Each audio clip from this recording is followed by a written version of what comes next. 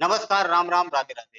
History के session को आगे प्रारंभ करते हुए आज हम लोग जानेंगे कि अशोक ने जो कलिंग युद्ध किया था 261 बीसी में, उस युद्ध के पश्चात, उसी युद्ध के बाद में अशोक का किस तरीके से हृदय परिवर्तन हुआ, उसके बारे में हम लोग जानकारी कलेक्ट करते हैं और जानते हैं, समझते हैं। तो आइए जानते हैं बेटा कि यहाँ से आपको अगर अशोक के कलिंग विजय के बारे में आप लोगों को जानना है, तो अशोक के 13वें शिलालेख में आपको जानकारी मिलेगी। आपको अशोक के 13वें शिलालेख में इसकी जानकारी संपूर्ण आपको जानकारी मिलेगी। और ये युद्ध जब हुआ था, ये युद्ध कब होता है? तो 261 बीसी में। कब होता है? 261 बीसी में, यानी 269 में ये क्या कर गद्दी पर बैठेगा और 261 में इसकी यानी कि ये युद्ध होता है कलिंग का 7 वर्ष के पश्चात। तो देखिएगा कि कलिंग वर्तमान में उड़ीसा के दक्षिणी भाग पर है, ठीक है। उड़ीसा वाले क्षेत्र को ही क्या बोला जाता था? पहले कलिंग। कलिंग पुरस्कार भी उड़ीसा की सरकार देती है। उड़ीसा की सरकार कलिंग पुरस्कार भी प्रदान करती। तो कलिंग पहले उड़ीसा को बोला जाता था। तो वर्तमान उड़ीसा का दक्षिणी भाग पर हमला और राजधानी थी तोसली। तोसली पर अधिकार किया था। राजधानी क्या थी? हमला करके, और तोसली पर क्या किया था? इसने अधिकार किया था, ठीक है। जानकारी आपको कहाँ मिलेगी? 13वें अभिलेख में, शिलालेख में मिलेगी, ठीक है। अशोक का जो यहीं से क्या हो जाता है? हृदय परिवर्तन होता है, यानी कि भैरी घोष से ये हो जाते हैं धर्म घोष में, यानी कि भैरी जो हिंसा से ये अहिंसा में आ जाते हैं। हिंसा से ये मार काट से, यानी कि हमेशा इनकी तलवार से खून ही टपकता रहता था। और ये फिर बाद में अपना हथियार अस्त्र शस्त्र सब छोड़ देते हैं। यहीं पर देखिए किस तरीके से पश्चाताप कर रहे हैं, किस तरीके से ये दुखी होकर के एकदम तलवार को वहीं पर गाड़ दी जाती है और कहते हैं आज के बाद मैं किसी भी जीव जंतु पशु पक्षी पर कोई भी किसी तरीके से उसका अहित नहीं करेंगे, किसी को मार काट नहीं करेंगे। जब इस भयंकर युद्ध में बहुत लाखों की संख्या में मानवों की क्षति हुई थी, नुकसान हुआ था, मारे काटे गए थे, है पूरा रक्त से जमीन पूरी लाल पड़ी हुई थी, बहुत भयंकर तरीके से। तब जाकर के इन्होंने देखा और बाप रे बाप कितना सब बर्बाद हो गया। सारी चीजें यहाँ पर बिखरी पड़ी हैं, सबकी लाश है, किसी का हाथ कटा, किसी का सर कटा, किसी का पैर कटा, कोई कहीं बच्चा छोटा रो रहा है अपने पिताजी को देख करके। बहुत सारे लोग मारे जाते हैं, बहुत सारे लोग मारे यहीं से इनका धर्म परिवर्तन हो जाता है, धर्म नहीं, हृदय परिवर्तन हो जाता है। और हृदय परिवर्तन के बाद में ये एक अशोक महान के रूप में जाने गए, ठीक है। ये युद्ध कब होता है? 261 बीसी में, 261 बीसी में। अब बात करते हैं कि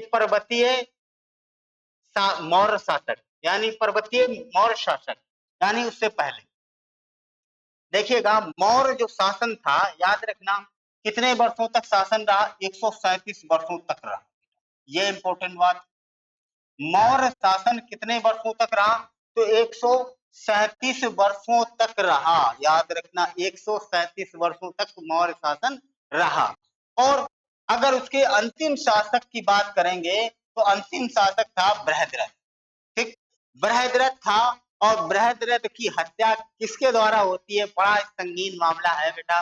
बहुत ही एक चाइनीज यानी चीनी ब्राह्मण था जिसका नाम था पुष्यमित्र शुंग, है। इसने इसकी क्या कर दी? बड़े सेनापति बना दिया। बड़ा कुटिल था, बड़ा चतुर चालाक था, है। रोजी रोटी के चक्कर में वहां से दनाया, मारा पीटा गया, दनाया सताया गया, भाग करके यहाँ पर आ जाता है दरबार में, कहता है किसी तरीके से हमें 2 वक्त की रोटी का इंतजाम हो जाए महाराज, है।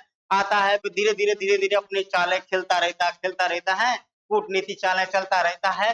तो बहुत सारे धीरे धीरे फिर क्या करता है कि एक समय ऐसा आता है कि 185 ईसा पूर्व, 185 ईसा पूर्व ने देखो सेनापति भी बन जाता है। देखो कहता है हम कोई भी आपसे पैसा नहीं लेंगे, कुछ भी नहीं, बस आप हमें रख लीजिए बस, ठीक है। तो विश्व सेनापति कौन था?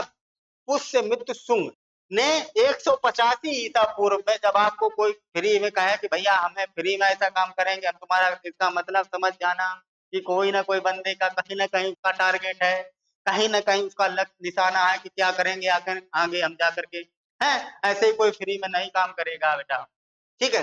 तो सेनापति पुष्यमित्र शुंग था। 185 ईसा पूर्व में इसकी क्या कर दी जाती है? हत्या कर दी जाती। किसकी? बृहद्रथ की। बृहद्रथ की हत्या कर दी जाती और मगध में एक नए वंश की स्थापना होती है। मगध में एक नए वंश की स्थापना होती है जिसे कहा जाता है शुंग वंश, यानी 16 महाजनपदों में सबसे विशाल और सबसे विस्तार में फैला हुआ, सबसे शक्तिमान, सबसे ताकतवर, शक्तिशाली अगर कोई महाजनपद था तो वो मगध था। वो कौन सा था?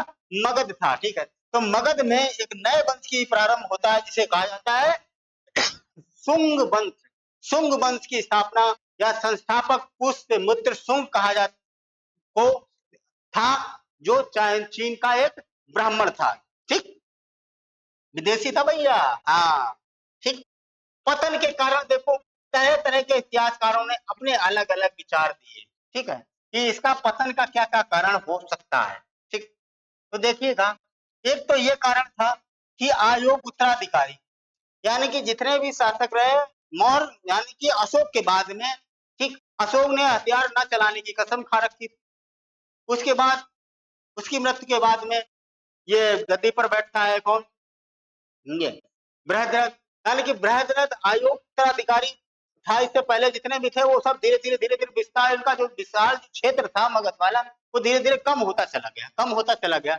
और अत्यधिक केंद्रीकृत शासन, रोमिल्ला थापर, ये रोमिल्ला थापर ने कहा अत्यधिक केंद्रीकृत शासक, यानी कुछ लोगों के हाथ में, मुट्ठी भर लोगों के हाथ में सारी शासन व्यवस्था थी, सारी शासन व्यवस्था थी। इस वजह से ये भी एक कारण था, ये रोमिल्ला थापर के द्वारा ये कहा गया है कि अत्यधिक केंद्रीकृत, यानी कि जो पुष्यमित्र शुंग था उसी के इर्द गिर्द शासन व्यवस्था को चलाया जाता था, उसी के इशारे पे सारे काम होते थे। ये किसने कहा? ये रोमिल्ला थापर ने कहा। फिर आगे है ब्राह्मणों की प्रतिक्रिया, यानी कि ब्राह्मणों ने किस तरीके से उसकी प्रतिक्रिया दी, किस तरीके से गतिविधियां की है। तो ये एच सी राय चौधरी ने ये कारण भी बताया। उसके बाद करों की अधिकता और आर्थिक समस्याएं, करों की अधिकता और आर्थिक समस्याएं, ये भी बहुत सारे कर लगाए गए थे, कर बहुत अधिक मात्रा में लगाए जाते थे, तो धीरे धीरे लोग से उस शासन व्यवस्था से नाराज होते चले गए। ठीक है, और अशोक के बाद मौर्य साम्राज्य का क्या कर दिया जाता है? विभाजन। विभाजन, एक कुणाल पश्चिमी क्षेत्र हो जाता है, एक दशरथ पूर्वी क्षेत्र हो जाता है। इस तरीके से ये बहुत सारे उसके मौर्य साम्राज्य के पतन के बहुत सारे कारण थे। अलग अलग इतिहासकारों ने अलग अलग सारी चीजें बताई हैं। ठीक है, आगे देखते हैं मौर्यकालीन प्रशासन। मौर्यकालीन जो प्रशासन है वो किस तरीके से बटा हुआ था, देखिएगा। हाँ, देखो, भारत की प्रथम केंद्रीकृत प्रशासनिक व्यवस्था थी। भारत में पहली बार केंद्रीकृत प्रशासनिक व्यवस्था थी, यानी विकेंद्रीकरण नहीं थी। एक ही व्यक्ति, यानी कि उसके ही कैबिनेट में जितने भी लोग थे, प्रशासन में जितने भी लोग थे, वही देश को, उस क्षेत्र को, उस देश को संचालित करते थे, शासन व्यवस्था को देखते थे। तो भारत की प्रथम केंद्रीकृत प्रशासनिक व्यवस्था थी। तो सबसे पहले क्या आता था कि केंद्रीय प्रशासन किसके हाथ में होता था? तो वहां का राजा होता था, उसे किंग, यानी कि राजा होता था। उसमें क्या होते थे? 5 प्रांत, जिसे कुमार या आर्यपुत्र या राष्ट्रित ये लोग देखते थे। उसके बाद मंडल होता था, मंडल में प्रादेशिक प्रतिष्ठा होते थे, समझे। विषय आहार, यानी आहारपति और विषपति इसमें बनाए जा होते थे। उसके बाद ग्राम, यानी सबसे छोटी आती ग्रामीण, यानी क्या क्या इस तरीके से काम किया जाता था। ठीक, केंद्रीकृत प्रशासन। हाँ, केंद्रीय केंद्रीय प्रशासन। तो केंद्रीय प्रशासन में क्या है? संपूर्ण प्रशासन का प्रमुख कौन होता है? राजा। भाई केंद्रीय का मतलब ही का एक सेंटर, एक लोग हैंडल कर रहे हैं। ठीक है, एक ही लोग चला रहे हैं। ठीक, तो केंद्रीय राजा, इसकी सहायता के लिए क्या बनाया जाता है? हर भाई प्रधानमंत्री होगा, उसका हेल्पिंग करेगा कौन? मंत्रिपरिषद करेगा। उसकी सहायता के लिए मंत्रिपरिषद होता था। ठीक है, प्रमुख मंत्री कौन कौन से होते थे? एक तो पुरोहित होता था, उसके बाद युवराज होता था, प्रिंसिपल प्रिंस, उसके बाद सेनापति होता था। ठीक, और इनकी नियुक्ति उपदा परीक्षण यानी जांच के बाद होती थी, यानी कि इसकी जो परीक्षण किया जाता था उसे उपदा कहा जाता था। यानी कि इनका ऐसे ही नहीं इसको सिलेक्ट कर लिया जाता, इनका परीक्षण किया जाता था कि तुम इस योग्य हो भी कि नहीं हो बेटा। ठीक है, ये चीज, ये थी हमारे क्या? केंद्रीय प्रशासन व्यवस्था। तो इस तरीके से मौर्य शासन व्यवस्था, मौर्य कालीन जो भी शासन व्यवस्था थी, मौर्य से संबंधित जितने भी क्वेश्चन बन सकते थे, यानी कि थ्योरिकल क्लास, कंसेप्ट क्लास, आज यहीं पर समाप्त होती है। जैसा कि आप लोग बने रहिए मेरे चैनल के साथ में, लाइक करें, कमेंट करें और अपने-अपने दोस्तों के साथ शेयर करें। थैंक यू, धन्यवाद। राधे-राधे, राम-राम।